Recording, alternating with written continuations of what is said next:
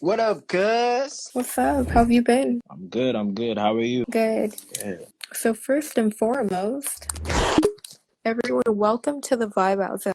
I was gonna say everyone clap for Seanny Hey, Sol, but we what's good? can't What's hear good? you, so we're just gonna imagine you clapping. Let's picture the crowd. um, Thank you. Thank you. Thank you. Woo! Stop it. Stop it. It's too much. It's too much. Stop.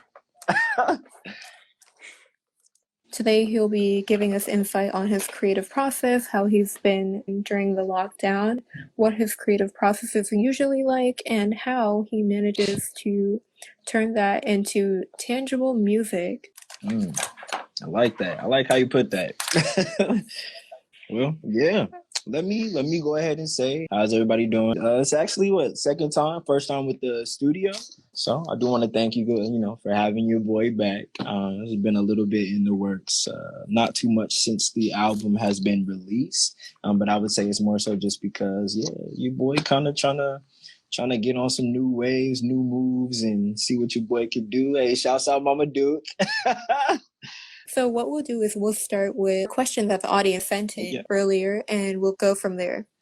Okay, One of the gotcha. questions is, since you first started rapping to present day, how have you grown as an artist?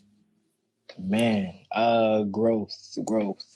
Let me see. Growing as an artist, I think everybody, if you've been following your boy since a good 2015, 5 years does a lot to an artist personally. So honestly, compared to stuff that I used to drop or used to make altogether, like write the concept, the build behind the music, everything beforehand, it's honestly changed a lot. And I would only say that because when I first started making music, I would just kind of, find a beat somewhere and be like, oh yeah, this sounds cool. Say literally whatever on it as long as it flowed. And then I would just, go about putting it out on SoundCloud and just kind of post it on like Facebook or I don't even think I used Instagram at the time. So it was just mainly Twitter. And I would just kind of be like, hey, yo, y'all go check this out. It's real cool. I did this all in one night, whatever. I think that would be one way. I think that'd be one way I grew as an artist because I kind of stopped doing that altogether where I just make a track in one night and I'm like, okay, yeah, let's put this out tonight. I put a lot more work into the quality of something or the way that the melody goes. I want everything to kind of flow right. I want the hook to match the beat as well as the verse, and all of it kind of makes something more beautiful than what I initially intended it to be.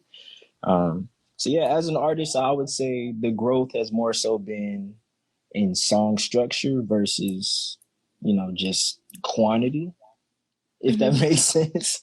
Yeah, Just that made kind of, perfect sense. Do you think that yes. helped you though? Do you think not caring so much about the sound quality and just putting out work has helped you in that growth process? I would definitely say, I would honestly say for some reason I can actually say, yeah. Like I think at first when I was dropping music or, just kind of putting stuff out to, kind of get my name out. I think at first it was just putting out continuous drops, but when I would put something out and somebody would actually go about listening to it and giving me feedback like, oh yeah, this is good or this is not good or hey, you did this in one night and it's obvious, like, stuff like side jokes or whatever. But I think when I would put stuff out like that and just kind of do it like in numerous amounts of just random drops and like random EPs or whatever, not only did it get the name out, but it also gave me a little bit of experience and confidence. And I think with the confidence, I was actually able to, make that move forward. I actually met a couple of people and told them I do music, and then we all ended up getting kind of close. Hey, shouts out to Stan Kubrick, my boy. He got me into thinking about or taking music a lot more seriously. Just kind of instead of doing random drops and just kind of putting random stuff out at different times. He actually made me think about like a project and how it could have a concept or a meaning behind each word that's said or whatever you do include in the music or behind the music that just actually, helps boost the appeal of an artist. So I don't know, just kind of helped me in ways that I didn't notice until more so recently, if I could say that. Yeah, for sure. Do you think the meaning is more important than flow though? Or flow Um, is more important than meaning? I think they honestly have to have a good balance because I've heard a lot of music where people will say, "Oh yeah, he's woke," and I really like him because he's a real conscious rapper. But to me personally, I just think like it would be better off if homie just did like spoken word or something. Just because like certain people, I'll hear a song and I'll be like, "Oh yeah, this beat fire," and then the person will start spitting, and I'm like, yeah, he rapping, but he not saying nothing. You feel me? Like the flow will be great, but he won't be actually getting to any exact points or anything like that. So I don't know. I would definitely say it definitely goes hand in hand. Like I wanna catch on to the flow. I wanna rock with it, but at the same time, I wanna feel what you're saying. You feel me? So I think that's something that I would include myself or include in my music myself, as well as what I would like to listen to or hear. Mm-hmm. Yeah, yeah, for sure. Do you think all music needs to have some sort of more conscious meaning, though? Now, see, now when we're talking about that, there's definitely a time frame where I'm like, it doesn't have to necessarily make sense because I mean, there's always going to be those nights where maybe you going out with your homies or your homegirls, and y'all just kind of rolling in different directions, kind of going through town, whatever the case is, Vibing vibing. You feel me? at the Shouts out vibe out Vibe zone. Zone. Shouts out Vibe Zone. But yeah, I would say it doesn't always have to have a whole full on meaning per se, just because I don't know. For me personally, like there's times when you know your boy might want to hear Death Grips, and there's times when you know I might want to listen to some Saba or some K Dot, and maybe just vibe with what they got going on, or you know rock with the meaning, whatever I could get by with. But yeah, I would definitely say it doesn't always have to make sense or have a meaning. But damn, actually, that's kind of tough. I would say I more so do lean towards music that does have a meaning behind it, just Mm-hmm. because of what I would do myself personally. But outside of that, there's definitely times where I do come across a track that has literally no meaning, and I'm just like, hey, hey. So yeah, I mean, you do that with like instrumentals already, right? yeah, definitely. Let me tell you about these instrumentals, right? I think ever since I actually started putting out music, a lot of random producers will kind of like find their way in like my SoundCloud DMs or whether it's Instagram. I hardly use Twitter, but sometimes on there too. But yeah, a lot of times like somebody will send me like a beat or something and be like, "Hey, yeah, bro, I was, you know, I heard this, and this, and I was, you know, wondering if we could work. I'll send you a pack of beats or whatever." And it'll be stuff that I probably wouldn't have seen myself on before or even gone about trying to make or find anywhere else. And yeah, it ends up being something that I intentionally use on a project or even like a random job. So yeah, I definitely, man, this wow. Yeah, you kind of caught me there. There's definitely instrumentals that get me to a point where I'm just like, I don't need a meaning. Let's just jump into it. Yeah, yeah. And I feel Wow. like sometimes the instrumental make the song more than the lyrics do. Like some songs have better instrumentals than the actual lyrics. Yeah, I could definitely say that too. That's one thing I do feel like a lot of times a lot of people don't really focus on the appeal of a full song. They just kind Mm-hmm. of jump into something and they like I know a lot of people when I first started working on music, like when people were first kind of noticing like what I do and they were trying to work maybe collab or whatever, I would maybe meet people at like certain job places and they'll be like, "Oh yeah, I heard you do music, bro. I do music too. Come to the crib, we'll work on something." I'm like, "All right, cool." And then I might swing by, they'll go about their creative process, like they'll jump on YouTube or something, find a beat, and then instead of like maybe thinking about how they could structure a song that would possibly go perfect with that feel. They were more so like scrolling through notes and stuff that they had written like maybe 3 years ago or whatever, and they just like try to plug it in, be like, "Oh yeah, I like that," and then throw a random hook on it that doesn't apply to anything that has to do with where they got the previous idea. So yeah, I feel like a lot of times you definitely are correct. Like people do not. There's a lot of times the instrumental is like maybe 10 times better than the actual song altogether. It's not always a sad thing though. Like it is what it is. Yeah, And definitely is what it is. yeah, so another question that we have is what are some areas that you want to continue to develop as an artist? I definitely have multiple areas. I feel like when I first started making music, I was definitely a more I don't want to say fluent rapper, but I didn't put as much like emphasis on trying to get the point across. Um, so it just essentially made for like a better outcome just because I was just jumping into it like, oh, zibbity dibbity zibbity dibbity dibbity, like just kind of jumping into it, just kind of rocking the beat right. But I think over time, I just wanted it to make more sense. So I kind of started getting a little slower, which isn't a bad thing per se. Um, It's just but I don't paying more know. attention to what you're Yeah, inputting. like, and I think that's something that kind of messes me up now because that messes with song structure altogether. So if I'm going about writing a song or maybe even trying to apply something that I used to do onto something newer, then I put way too much thought into that, trying to make it make sense and rock the same flow that I did before.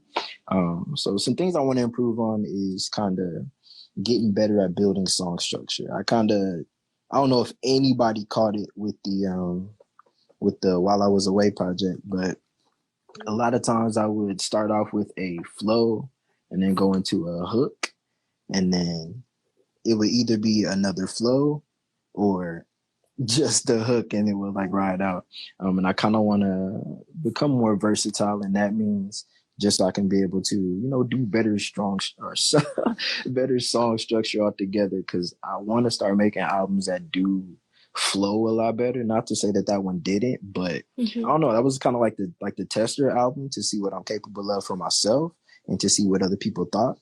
And outside of that, yeah, I kind of want to do more with singing and songwriting in general. I would definitely say another thing I do want to work on is collaborations with other people, because I've done collabs where it's just like a feature. I'll throw somebody a verse on something, but I do want to get more in depth with the creative process. Just because when you listen to, certain mainstream artists or whatever the case is, when you do see maybe one of your favorite artists collabing with another one of your favorite artists, they actually somehow perfectly implement like each other's styles and mix them into the same track. And I feel like that's more so because whether they're in the studio together or not, they do bounce back and forth different ideas on what they would like to incorporate in that same song. I feel like that's something I want to get better at as well. Just being able to, vibe with literally whoever, like just so I can be way more versatile, way more diverse, and get a lot more experience in that regards as well. Yeah, yeah. Are there any specific people you want to collaborate with? Stan Kubrick. That would be cool to work with my boy Trees. I'm actually currently in process of working with Grow Child. He's actually got something that's supposed to come out here pretty soon. And he's actually got my boy Mikey on it, who's another artist that I can't help but work with. I do know for a fact, locally, those would be a few people I do want to work with. But outside of that, I'm probably reaching, but I would definitely like to work with Saba at some point. I also want to work with Lupe Fiasco, and don't let me forget, I want to work with Asheroth. I know he probably doesn't do too much nowadays, but he was honestly one of the first reasons I did start to rap. Just because, man, like he wrote "I Love College" and then he had a crazy album that came out after. He actually had a couple albums that came out, but I'm just a big fan of him, and he honestly inspired me to even just jump out there and do it. So yeah, those are probably three of the main people I would want to work with. I mean, there's obviously a long list, but those would be like a good top three. Mama Duke in the comments says she needs a Seanny Sol collab. Oh, and she's gonna get it, absolutely. Actually, hey, since we're talking about Mama Duke, shouts out to her. I actually pulled up on a event that they used to do, or I think it was something that she used to work for. Actually, let's reel back a little bit and can you elaborate on who Mama Duke is? Oh, absolutely. Okay, so And then go Mama, into the event and all that. I got you. Mama freaking Duke. Let me tell y'all something about Mama Duke. She is honestly one of the coldest female local rappers that I do know, like personally. I've only met her like a good 2 or 3 times in real life, but just seeing her grind, man, she works a little harder than a lot of people that I have seen. Um, but yeah, Mama Duke, she's a Austin-based rapper currently, but I guarantee you, one of these days she probably gonna do something crazy. She actually gave me one of my first freestyle experiences that is like that was kind of being broadcasted like randomly. Um, but yeah, she's just a really cold artist, like that's based in Austin, and I'm really supportive of her whole movement. Like she supports a whole lot, just like just random businesses that are booming out there in Austin. She kind of just boosts their heads up and kind of gets them to get a little more exposure. She uses her platform to kind of help whoever she possibly can. So yeah, I'm a Mama Duke fan. Yeah. She's real cool. But now to the experience. When I actually first met Mama Duke, she used to do this. I don't know if it was like a job where she kind of hosted a podcast. But what they would do is they would have like a certain number of people coming to actually listen to or be an audience for maybe like two artists, whether it be like once a month or whatever the case was. But they would have two featured artists come in, like local, just trying to get their name out. And then they had like a camera crew kind of in front of the audience. And then it would be like a show that was broadcasted. So they would be able to perform, I think it was like 2 or 3 songs. Just kind of like share their name, talk about where they came from, blah, blah, blah. And then, go about posting or, sharing their music with the world, whatever the case was. So yeah, I think at this point, there were times where they would have like a little intermission. She would like walk around the crowd and ask people from the audience, like, hey, y'all want to be a part of this freestyle? Hey, y'all want to be a part of this freestyle? Whatever.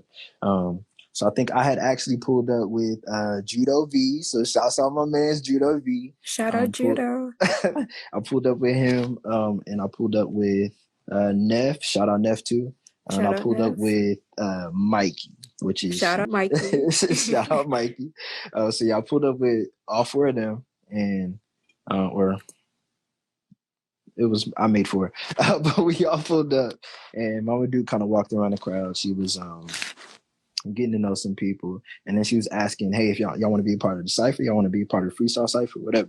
And at first I was kind of like, just there to watch, to observe, to maybe try and submit some music, see if I was able to be a part of it maybe later on. But yeah, at some point, like I think she pulled up and Dudo looked at us and he was like, yeah, y'all want to be a part of that? And I was like, I mean, I guess. And then she honestly didn't give people the opportunity. Like we were like, I wasn't planning on it. She was like, yeah, y'all part of the cipher. And she took our names and like just walked off. So it was like, all right, whatever. So yeah, then they go about this process where she's like, saying bye to the first artist, and then another dude comes out, and then he goes about his set and kind of rips it. Maybe not too much. I wasn't a major fan. I'm not hating or nothing, but it just wasn't my cup of tea. But yeah, so the guy comes out, he does whatever, and then yeah, after that she kind of says, hey, you can or everybody that I did ask to be a part of the cipher, yeah, come up. And she did like 2 lines, and then like it was a side by side, like 2 mics, and like one person would come up on one side, start rapping, the other person would come up, grab the other mic. And they just played like a list of random beats that they got emailed, right? So yeah, we just kind of jumped into it, kicked it, rapped, and then I actually did get the opportunity to spit after my man's Mikey did, and we kind of like, I'm not gonna say like we killed it or whatever, because it was definitely like you can say that. Yeah, I mean, not to just off the shoulder or nothing, but yeah, man, that was pretty much the first time I did meet her. Like I think after that first freestyle, they kind of turned off the beats and everybody started rapping a cappella. And then she kind of gave everybody the opportunity to come up and say like one more thing, like, hey, anybody else got one more thing to say before we shut down the show? And then yeah, I kind of went up there and I kind of said a little something. I don't know if it caught her attention too much, but she definitely like was peeping the fit. And then she kind of hollered at your boy afterwards, and I actually got the opportunity to say my piece, give her the name, tell her who I came with and where I heard of her from. And yeah, then it just became real genuine. Like So I don't know. It was a real cool experience. Shouts out Mama Duke one more time. That was tough. Shout out Mama Duke. Was that Yeah. your first time performing? I won't say it was the first time performing, which is why I don't understand why I was so nervous at the time.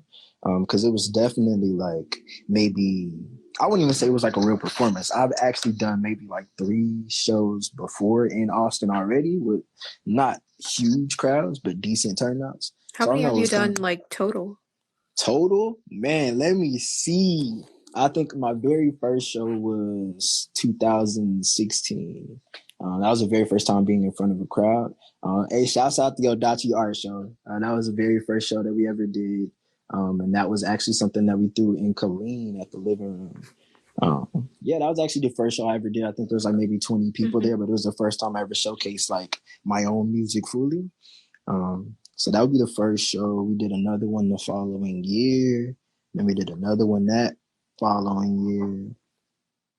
And then I think after that third show, I started to get a little buzz. So I did, I think in total, probably eight or 9 shows. So I haven't hit the double digit yet, but yeah. Yeah, that's dope. Which one was your fave? Man, okay. That's easy. Let me tell you. It was Apollo's Room 3. Apollo's Room 3, we did, that was the very first show we threw in Austin. That show was honestly crazy because I think that was the first time I actually told anybody that I had worked with at the time that I did music, and that I had a show. I was working at a call center. So I told people, and one of my friends actually told literally everybody that he could. They brought like a huge outbreak of people that just wanted to come and hear you, boy. So I think we packed like maybe 120 people in this house that really wasn't that big, and we When was performed off this? the balcony. This was actually, Was it like 2019? I think it 18? was 18. It was 2018, and yeah, 2018. I think it was November. So it was kind of cold. We were actually supposed to. Funny story. We were supposed to perform outside. But when we started setting up the stage out back, like my dad had went through the process of building all of this, like this huge stage. We actually went in and rented like 2 subs, and we had like the whole backyard mapped out. It was like, oh yeah, it had like a little porch that people could kind of stand on. It was real cool, but it was super cold, so nobody was like too excited about it. But they were gonna come show support anyways. So yeah, we were actually supposed to perform outside, and we were like testing out the subs, making sure everybody's playlist was gonna go great. We actually spent maybe like 5-6 hours setting up, and then literally like I want to say 20 minutes into the actual night, like the actual doors being open, the cops pulled up and said we had to have a permit to play music outside. So yeah, we actually had to get rid of the stage and move everything inside, and then yeah, we actually ended up having to perform on the balcony. So people were kind of looking up at us like like at this show. So I know they necks hurt, but it was honestly a cool little experience. So that would definitely be one of my first favorite shows because I think that was the first time I performed Black Excellence. And when I did that, like I kind of had everybody cut the lights off, and I was like, "Hey, if you got any like phone lights left on your phone, turn on your lights or whatever." And that was the first time I ever actually had a room lit up. And then I looked down and I see my mom and my dad just like grinning. I was like, "Man, this is it. This the one. This Yeah, the that's fave." that's So so sweet. yeah. Flashbacks. Yeah, for sure. So let's move on to another question by the audience. Right. What advice would you give other independent recording artists? Man, the one thing that I can say, which I probably butchered at this point during the interview, but yeah, when I first started making music, like I kind of just jumped out there. I didn't have like a set plan or any guidelines or anybody to be like, hey, yeah, you should do this, this, and this. I would definitely just say, don't be afraid to try new things, or don't be afraid to be yourself musically. A lot of times, somebody will kind of work with somebody else and be like, yeah, help me get my foot in the door. But I honestly think once you just jump out there, you never know what kind of feedback you're gonna get. So I would definitely say step out, you know what I'm saying? Make your voice heard. And don't be afraid to just get out there and go. Because truth be told, if I had never just dropped like a random freestyle at 1 a.m. and put it on like SoundCloud or something and let anybody just pull up and say, hey, I highly doubt that I ever would have been able to, go about creating a full-on project, just because I don't know, I never would have actually built any confidence. So I feel like once you do step out there just doing whatever, just kind of try something, and if somebody get down with it, then somehow that's going to end up boosting your level of confidence, push you a little further. And yeah, once you get out of that confidence zone, or not confidence zone, but feeling inconfident in yourself, once you do get out of that box or that barrier, then you're able to do a lot more musically. So if I had anything to tell anybody that's like trying to be an upcoming artist, or anybody that just wants to even try new things, try it. Don't let anybody tell you can't do it. And if they do, then you feel me? Like, keep it moving, keep pushing. Was it easy for you to step out and go? Like you're giving these new artists advice? Or Now see, was there that's still? yeah, I was about to say that's one thing I can't take credit for. I think when I first started making music in general, I did. I think my sister's boyfriend was living with us at the time. I was staying on base, so I didn't really have a whole lot to do. I think when I had actually made this freestyle at 1 a.m., I actually went in her room with him, and I like kind of played the song, and I was like, "What you think?" And he was like, "Whatever."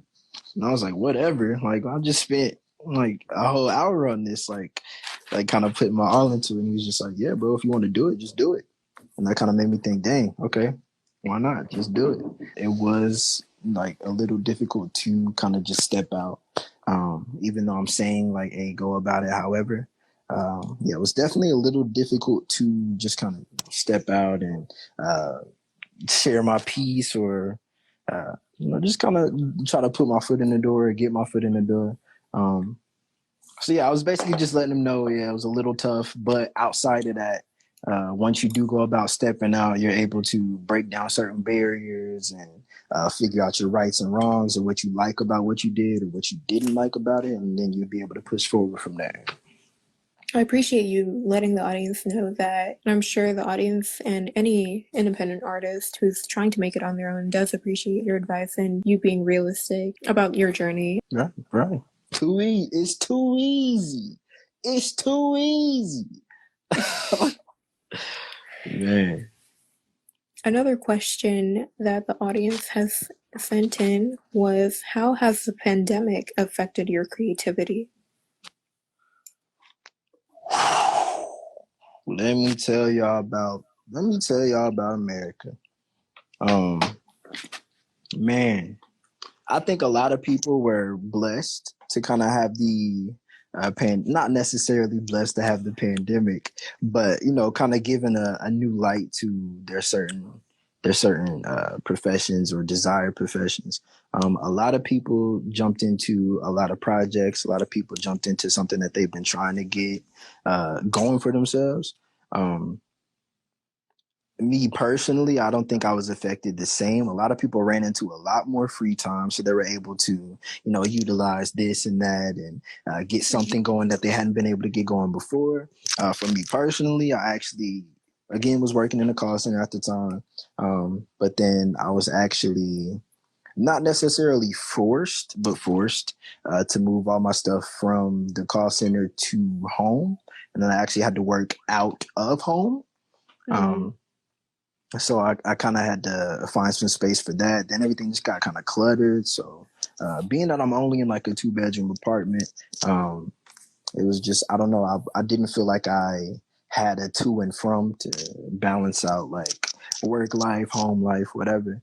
So yeah, at the time, like I think I was real clouded, like in the brain. I wasn't able to finish anything that I tried to start. And if I did try to start something, then it just never came to. It just kind of, I don't know.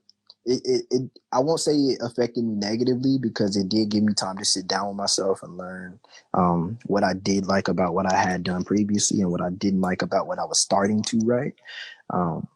So, I mean, I won't say it was a negative, but I won't give it too much of a positive, just because it kind of let me, or gave me the time, or allowed me the time rather, to just kind of, you know, figure out what I liked and didn't like about what I was working on, for future references outside of the previous project.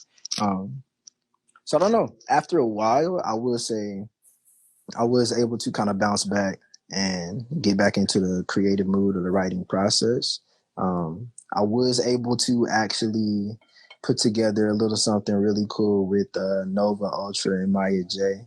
We actually dropped Truly Free during the pandemic. Um, so shouts out to that song. It's actually doing really well. So that was cool. Yeah, we should have them on the Vibe Out Zone sometime. Definitely do that. But yeah, I will say, for a while it did affect me a little negatively, just because I didn't feel like I was able to, you know, fully put out what I was capable of or what anybody was expecting. And when I did get a lot of that time to myself, it kind of forced me into thinking like, yeah, maybe I'm not cut out for this. Maybe this ain't what I need to be doing, whatever. So yeah, I don't know.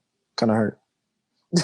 Yeah, and I think that's totally okay. I think it's 100% okay to be creatively in a rut and physically in a rut, because, you know, all of these things are out of our control, and it's Right. not our responsibility to try to fix the state of the world. We really are powerless, and there's no point in beating ourselves up for being powerless over a situation that we can't control. Yeah. And so, you know, if we are feeling a bit lazy, or, you know, and I hate that word, but if we are feeling a bit unmotivated, or, Yeah. you know, not really our best selves, that's completely okay. And it's totally okay for us to rest and sort of look back and, you know, just survive sometimes. Yeah, kind of got to sometimes. Exactly. But yeah, I will definitely say, I don't think I was as appreciative of the time at the time.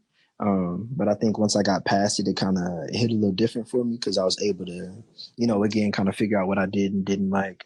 And then on top of that, I don't know, it kind of gave me time to fully develop the idea that I kind of created for the project that I'm working on. So I think that was really cool. I don't like the pandemic, because, you know, it's a pandemic. But I do like the fact that I've actually witnessed a lot more people that I didn't know had a creative side kind of get out of their shell.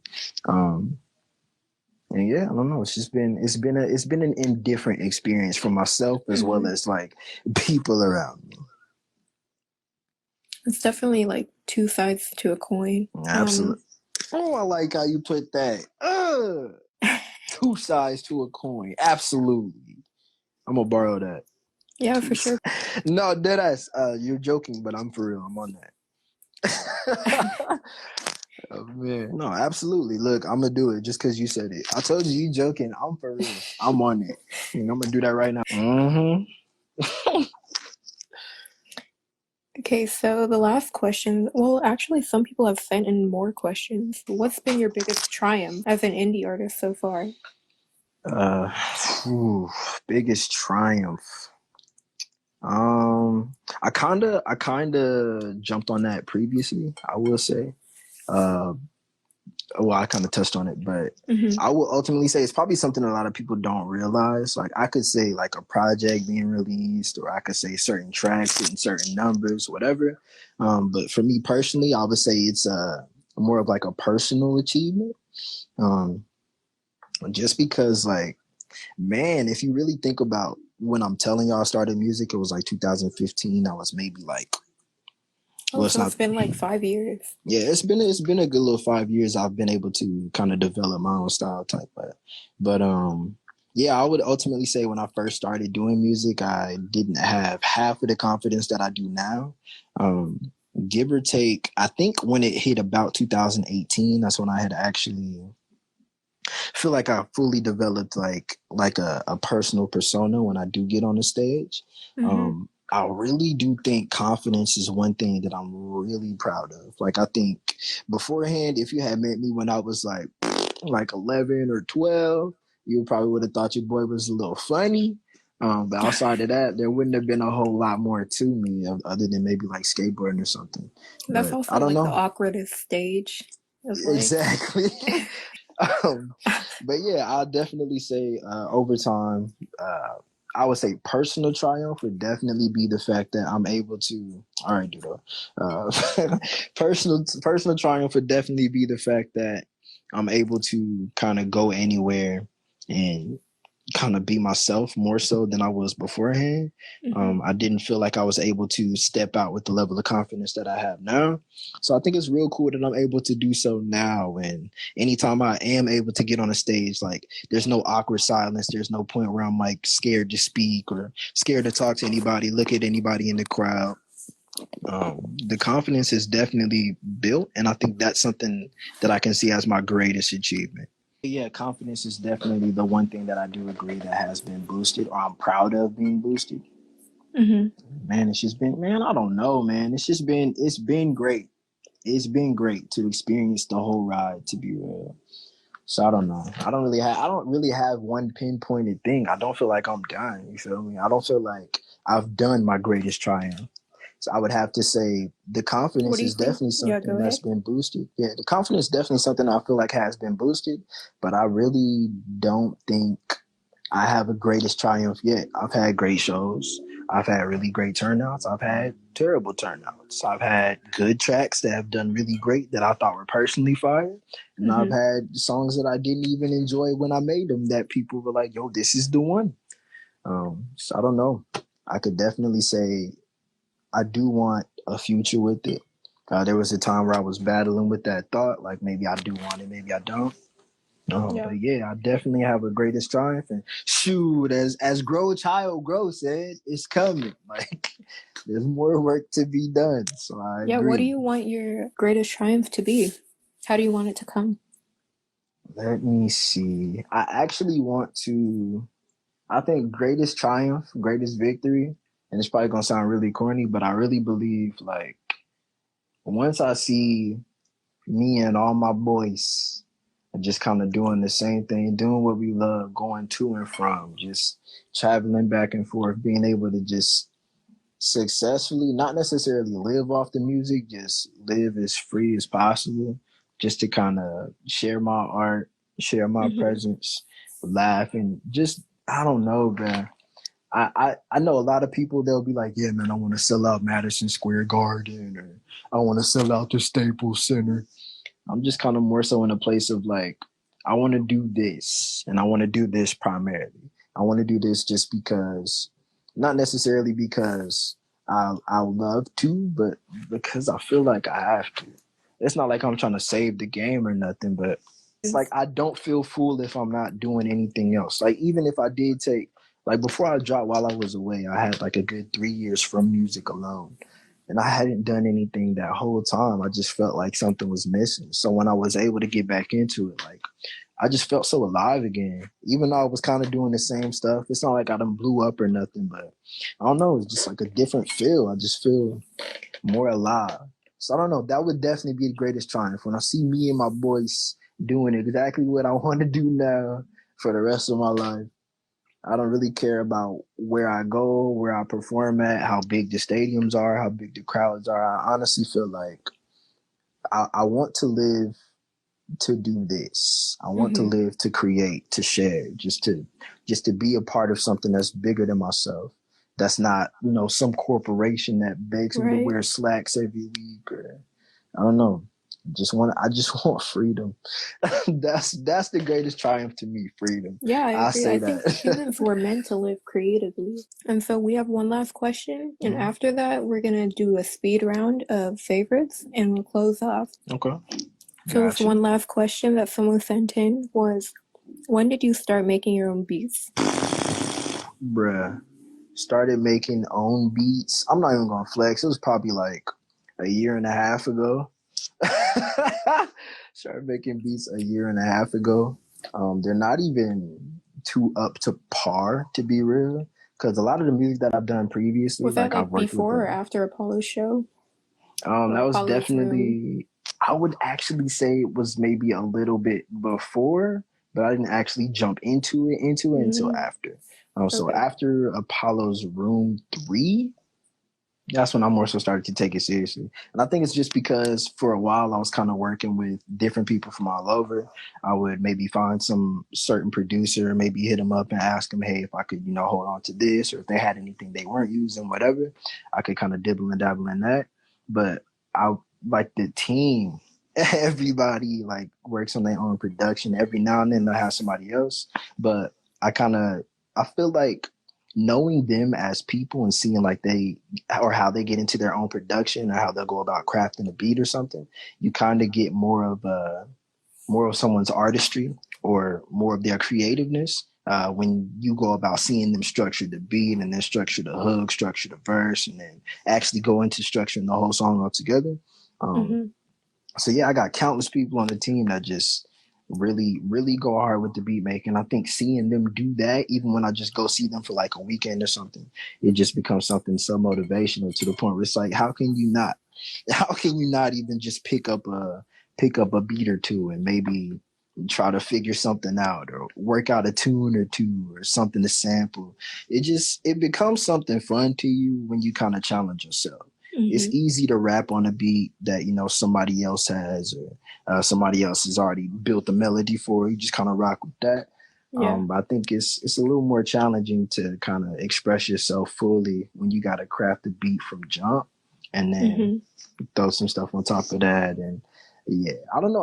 I've just been around the process so long. I just figured like might as well try it myself. So that's where we at Yeah. now. Have you ever tried pulling the actual singing melody from a beat or taking a song you sing or that's in your notes or voice memos and turning that into a melody or vice I, versa? Actually, yes. I've actually done that twice now. I don't want to give too much keys because I was actually planning on. Well, I'll just go ahead and say it.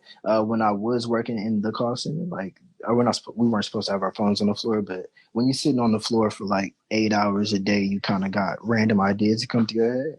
Yeah, So for there were sure. way too many times where I had like a random melody in my head, and I would just kind of hum it or say it, or sing it or whatever. And then I would record that. I would save it to my Snapchat memories. And then I would come home later and I would kind of like play it in front of the microphone so it could kind of be heard.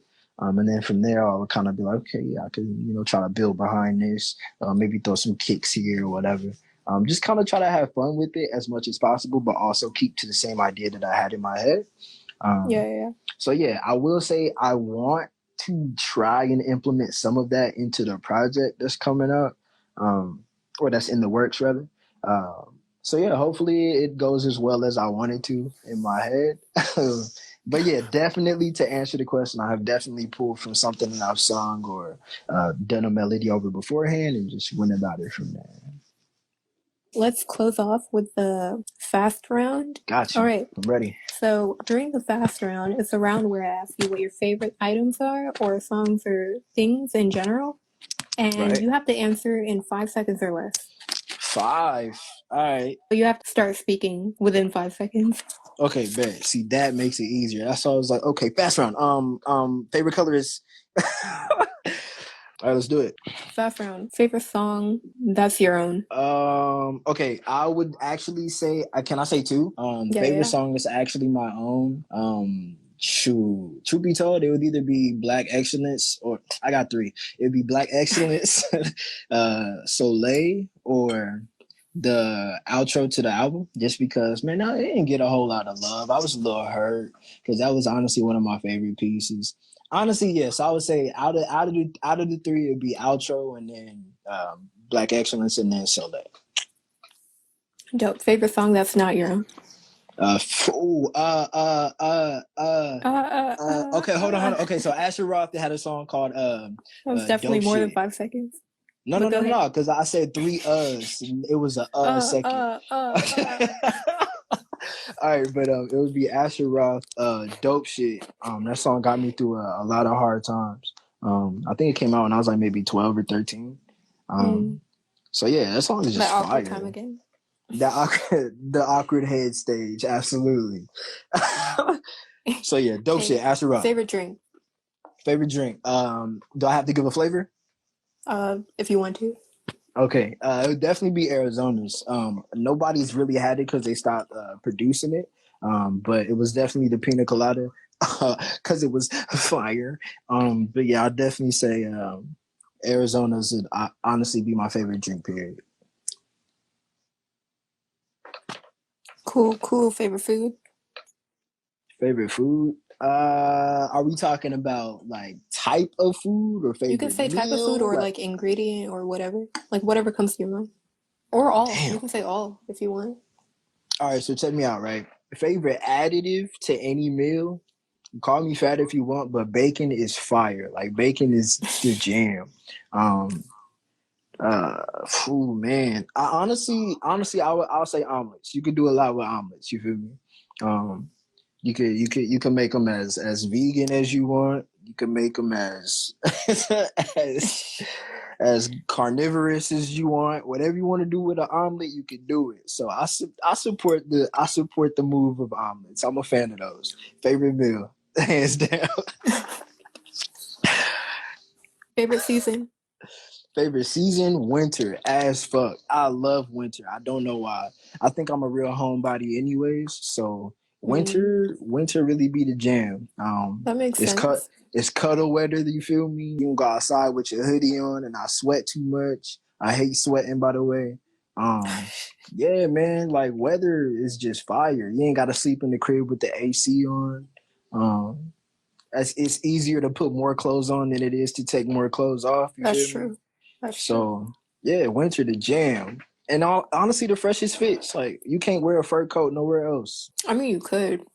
I mean, yeah, but why would you? You feel me? You'll be musty all summer, but I mean, you Absolutely. could.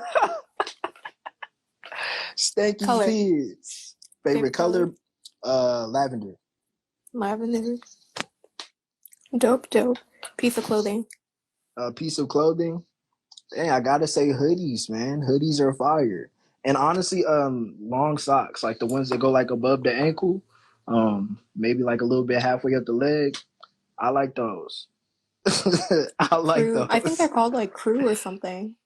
Crew socks. That's what it is. Crew socks, crew necks, and pullover hoodies. Favorite clothing. Yes, sir. Dope. I'm killing these. What's up? Give me another one. Software program. Favorite, bruh. Y'all gonna clown, but it's definitely Audacity. Now I know what you're thinking. I know what you're thinking. Audacity is really the wave. Like it's pretty old, but you can do a lot with it. You know what I'm saying? You can maybe produce a beat on like Ableton or Logic or FL, whatever suits you.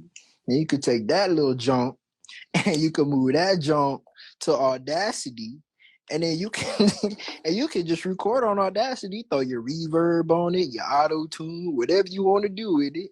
Audacity clutch. Y'all sleeping on it. Y'all be out here, oh, get Pro Tools. Whatever, man. Y'all can keep that. I'll stay over here. All right. Last but not least, favorite animal. Favorite animal? Oh, wait. Talking about a monkey. Oh.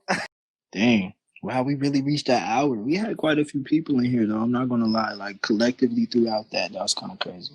For sure, it was a lot. All right, I think we were Yeah. about to close So it up. To be real. yeah. So you can drop all your links where they can find you, and we'll actually do a formal close up. Okay, got you.